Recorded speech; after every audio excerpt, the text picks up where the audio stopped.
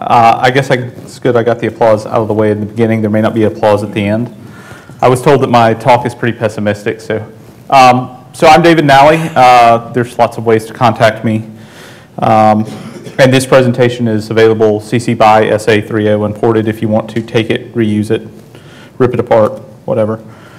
To tell you a little bit about myself, I'm strange for giving a .edu talk. I'm not involved in higher ed. I don't even have a comp sci degree.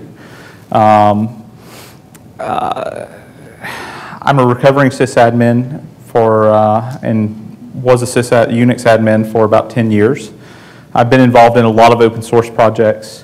I've been involved with a lot of educational projects, such as the effort to write a 4th grade math curriculum for 1 laptop per child,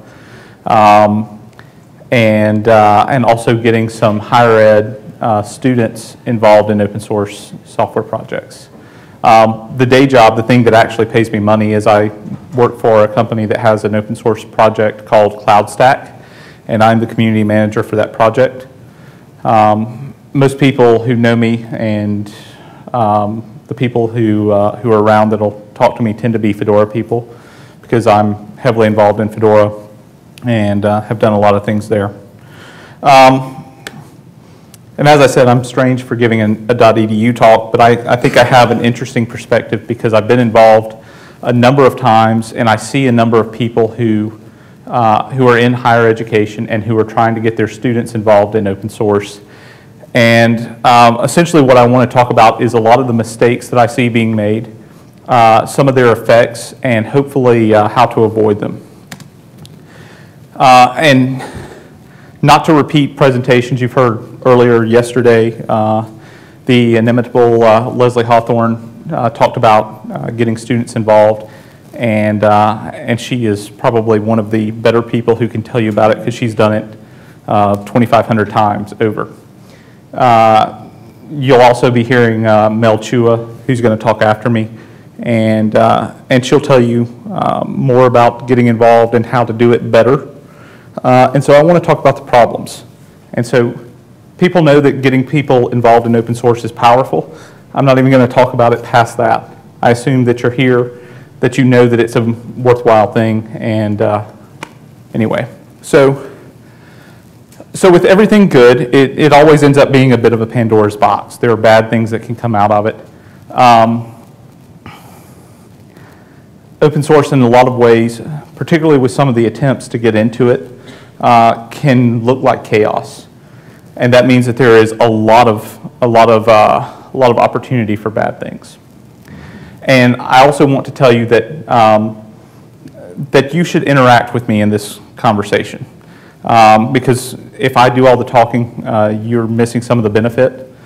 There are people here who can, in addition to me, who have ideas on this, and you should voice your questions now. Also, I've got a little bit of a scheduling problem. I'm supposed to be on a flight to Indiana, so I won't have time to talk to you one-on-one afterwards. So start talking now through the presentation. So open source tends to be very unfamiliar ground for professors. Not the software itself. Using the software is actually pretty known thing to them. They've been using Linux, or they've been using Unix for years, maybe even predating the Linux days. However, professors aren't used to dealing with communities of practice. Actually, that's not true. They're used to dealing with communities of practice. They're not used to dealing with communities of open source software developers. And this is, I frequently see professors who will say, all right, I want you to go do some open source work, and we're doing open source because open source is right for these reasons. And they understand the reasons that open source is right, and then they push their kids out to do it. And the kids are essentially doing homework or busy work, and it largely ends up a failure. And sometimes the professors don't even understand why it's a failure. And so you've seen a number of efforts of late to educate professors. Posse, which is a Red Hat effort to ground professors in kind of that open source community experience really quickly is a great resource there. There's also HFOSS, which has a heavy .edu influence. There's also the teaching open source community that's trying to rectify that. So the big problem with professors is they've got a full-time job. They're trying to develop their own curriculum. They're concerned with keeping up on their things, and they don't have time to essentially ramp up, because ramp up in an open source project can take, if you're not familiar with how to do it, it can take you 6 months to get acclimated. And that's a lot of time investment for something that you're going to teach as a single semester course. And so that unfamiliarity generally comes back. The students are going to come back and say, hey, I'm having this problem doing this in open source, and the professor doesn't know how to answer. That gets worse because professors hate not knowing the answer. There is this perception that, at least in higher ed, that those professors within their specific sphere are the fount of all knowledge, and that makes them uncomfortable, and that makes any play with an open source community potentially dangerous. So the next problem that people run into is that open source communities really want to help. And most people say, well, that's great. That means I don't have to do as much. There are other people who are going to be participating. It's like getting free teaching assistance. Except it's not. Open source software people, particularly people who have been involved in a while, they understand that failure is part of the process. And if you're looking at having a successful experience, they probably understand that you're going to iterate through failure a couple of times. I keep telling people that oftentimes a open source project, when students and professors come on and say they want to do project Y, that the open source project sits back and says, well, that's really a bad idea, but they want to do it. And so they let them go in, and they tell the students, sure, we'll help you in your aim, and they know ahead of time that it will fail, or they at least know that it's a bad idea. And I use the analogy that essentially the person says, I want to shoot myself in the foot, and the open source software project helps them aim. And there's that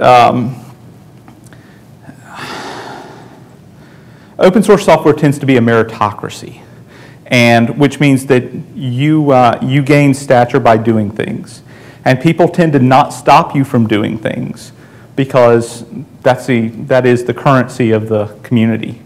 And so if you say that you want to do something, regardless of how bad an idea they think it may be, they'll help you do it, or at least won't stand in your way. And I'll tell you the thing that actually drew this out for me. There was a professor who dumped about 30 freshman students into an open source software project. And I helped one of those groups of students, and they were going to modify an HTML page. And that seems simple on its face. The students have to know HTML, right? Well, in addition to HTML, they have to understand version control. And specifically, they have to understand a specific type of version control. And these are freshman students, and freshman students who aren't comp sci students. So your first step in explaining it to them is, let's sit down and have an hour-long conversation about version control. And we've got to explain the concepts, and then we have to explain the technology. So you have people who are taking what is effectively a 2-credit course, or 3-credit course, and they're having to sink hours and hours to understand the infrastructure before they can ever start on the project that they signed up for. And so I was part of the group that help explain version control to this group. And it was massive failure because the students didn't grasp the concepts. They didn't grasp the need for it. We explained how the technology worked, and they understood that for the time being, but they were still no closer to their goal. And so, at best, we discouraged, if not actively, helped cause them fail. And I think this is the flip side of that. While the open source software projects will help people fail, they will also. The other side of that is the professors and students are picking bad tasks. Anyone here work for the University of South Carolina? Okay. So I had a portion of a class, a tech writing class from the University of South Carolina that was assigned to work on a Fedora documentation project. And I blithely said, well, you guys go look at our documentation. We have literally reams of it for every release. Pick something that you want to do. And their choice was to pick the install guide. The install guide is one of our longest works. It's about 400 pages. And they wanted to rewrite it for one of our release. We release every 6 months, and they had half of a semester, basically, by the time we had released code to the point where it was useful, to rewrite a 400-page manual. If I'd had half a brain, I would have said, no, you can't do that. If their professor had had half a brain, I think she would have said no. I'm hoping that it was an issue of ignorance where she thought the install guide was, here's a 10-page thing on how you get going, as opposed to the canonical reference for every option in multiple installers. I also think that there is the people who promote open source in education, I think they tend to say it's easy to get involved and it's easy to make changes quickly. And that's true. But then we say, you ought to go out and participate and do this very core activity. You should be hacking on the Linux kernel, or you should be recoding some feature that's really necessary in OpenOffice. And I think that those, while worthwhile, I think the ramp-up time there is too great. And instead, we should be looking for legitimate peripheral participation. There's a study. Is it Wenger? Who wrote Communities of Practice? Wenger. So there's actually an educational a text on theory of education called the Communities of Practice, and I'm sure Mel can give you a site for it if you ask her later. And they talk about you push people to start with legitimate peripheral participation, and you still get the same effects of learning how to participate in these distributed communities and how to collaborate, but you don't come with the onus that's required to do core work. And I think that's also an issue because, quite honestly, when classes come in and dump 30 students on an open source project, they invariably, particularly if they're trying to do core things, they invariably upset the open source community because the vast majority of those students will never touch the project again after they leave. And so you want them doing things that if they fell off the face of the earth tomorrow, because they will at the end of the semester, you want it to not matter as much.